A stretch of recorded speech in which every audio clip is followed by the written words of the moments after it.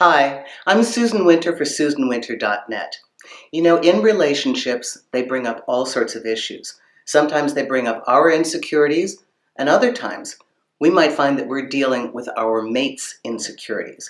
So what happens when we really care for somebody and the relationship is great in every way, but this partner has manifested this kind of ongoing litany of concerns, jealousy, insecurity, asking us where we are. Basically, their affection for us has really increased. And as their affection increased, they're becoming more and more insecure. What is the best way to deal with a partner like this? I know I have a close friend of mine, and he's a great guy. He really is.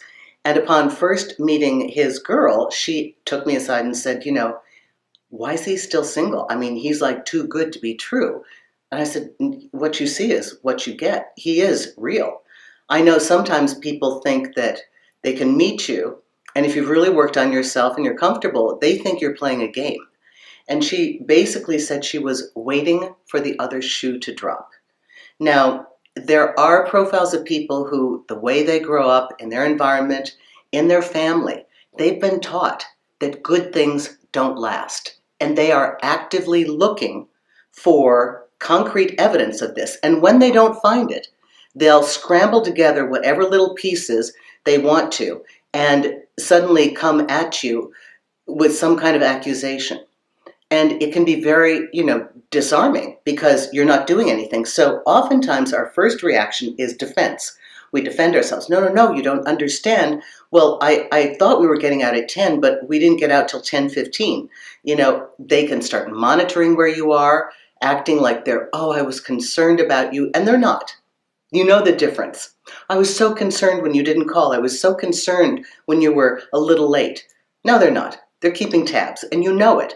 So there's a fine line between the frustration you're feeling, because this is a good partner, there's a lot here, and how do you help them from stopping themselves from basically destroying the relationship? Here are a couple techniques. One, do not get yourself into the habit of every time they make an accusation immediately defending, if that's your go-to place. Some people get angry, but people most likely that are completely innocent are dumbstruck and just, want to get it back to normal. And if you find that you are repeatedly in a loop of having to defend yourself for things that you didn't do, that is not a good place to be. So the suggestion that I would make is to take a step back and clearly let them know the responsibility is on their end. I didn't do this. I told you that. Why are you accusing me of this? You've got to stop this. And I suggest letting them know the repercussions for this continued action. The more you do this, the more you manufacture things, the more you create this drama that is coming out of nowhere, it is going to be very hard for me to continue to love you like I do, because you're giving me anxiety. You're making me crazy. Why are you doing this? I would also suggest that you ask them to get into counseling. It is not your responsibility to heal them. And what I've seen happen with certain people is that they begin to narrow their life. I've seen guys terrified that they're going to be late.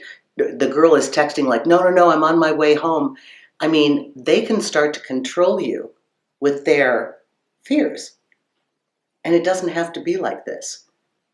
Oftentimes these things can be worked through, but for sure, don't let them push you on your back so that you're the one constantly defending yourself against these ghosts of their imagination. There is a point where firmly and calmly you need to stand up and say, this is not my stuff. This is your history. And you got to fix this because it will ruin our relationship. And I will not keep defending myself against these imagined fears that you have. If you keep putting the responsibility back on them and don't let them get away with it, always call them out. Be patient, but be firm. I'm not going through this with you. We've done this before. You've got to stop this. You really need help. That is the best way to put it back on them, because actually It's their healing that has to happen. And if you love them, you really, really want them to get over this. So if you're in that position, try those techniques. And I hope it'll help you. All the best to you. Susan Winter for SusanWinter.net. Thank you.